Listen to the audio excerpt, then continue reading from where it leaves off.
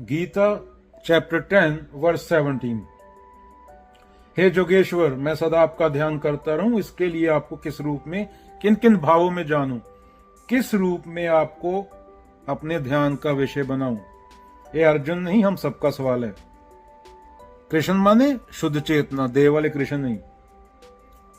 यह श्लोक हर उस व्यक्ति की पुकार है जो गहराई से जानना चाहता है, जिसके अंदर जिज्ञासा है। जो मनुष्य कहता है ईश्वर निराकार है, तो फिर मैं ध्यान किसका करूं।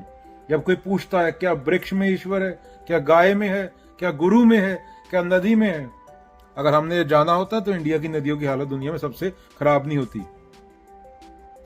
कहने वाले हम, करने वाले नहीं है। इंडिया की नदियों की हालत देखो, लोग टट्टी कर रहे हैं वहां पे। अर्जुन की विनती है, हे योगी, जो आपके भीतर हो, आप में इतना फैलाव है, तो मैं आपको कहां कहां देखूं, किस किस रूप में सोचूं, किस भाव में पकड़ूं। तो कृष्ण अगले श्लोक में एक्सप्लेन करेंगे। तो क्या बोला जा रहा है? ध्यान, ध्यान का अर्थ तुम जिस पर मन टिकाओ वही तुम्हारा ईश्वर बन जाता है। इसलिए अर्जुन प्रश्न करता है, हे योगी, मेरे मन में जब जब विचार उठे तो वह आपको ही देखे, लेकिन मैं जानूं कैसे कि कौन सा रूप तुम्हारा है। उदाहरण ले लो, जैसे बच्चा अगर माँ को ही सर्वस्व माने तो उसको माँ में ही भगवान दिखता है। अगर संगीत प्रेमी तो राग में उसको ईश्वर मिल सकता है। तो ईश्वर को अनुभव करना है, पकड़ना नहीं। जिसके अनंत रूप हैं, उस रूप से जाओ जो तुम्हारे हृदय से जुड़ता है। ईश्वर को जानना है तो अपने भावों की शुद्धता देखो। कौन कौन से भाव तुम्हारे भीतर से, क्या कौन कौन से भाव तुम्हारे भीतर से उठते हैं और कौन कौन से तुम्हें निर्मल करते हैं। कौन कौन से भाव तुम्हें मुक्ति की ओर लेके जाते हैं, तुम्हें द्वंद से, ड्युअलिटी से मुक्त करते हैं। अर्जुन पूछ रहा है, हे प्रभु, मैं जानना चाहता हूं किस भाव में तुम्हें सोचूं ताकि मेरा ध्यान स्थिर हो जाए। अगर कोई पशु प्रेमी है मान लो, और गाय को चूमते हुए मन में शांति आती है, तो वही उसके ध्यान का केंद्र बन जाती है।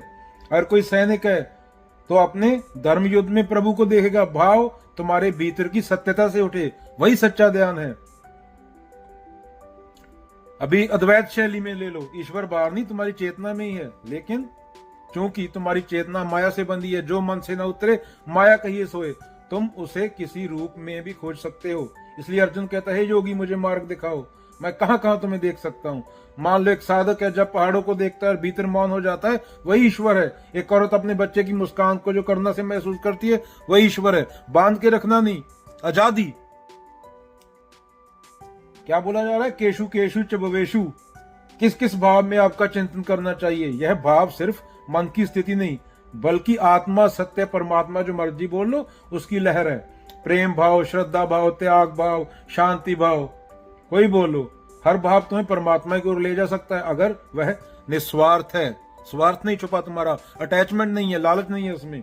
कामी क्रोधी लालचीन से भक्ति न होए, भक्ति करे कोई सूरमा जाति, बरन कुल खोए कबीरा। निष्कर्ष क्या है? अर्जुन ने अब विनम्रता से पूछ लिया है, हे योगी, अगेन मुझे बताइए आप किस किस रूप में हैं, ताकि मैं आपको अलग अलग रूपों में ध्यान कर सकूं।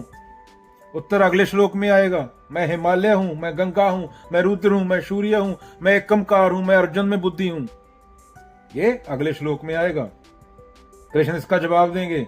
जो तुम्हारा ध्यान बन सके, तुम्हें सत्य की ओर लेके जा सके, तुम्हें मुक्ति की ओर लेके जा सके, तुम्हारे बंधन काट दे, वही सत्य है।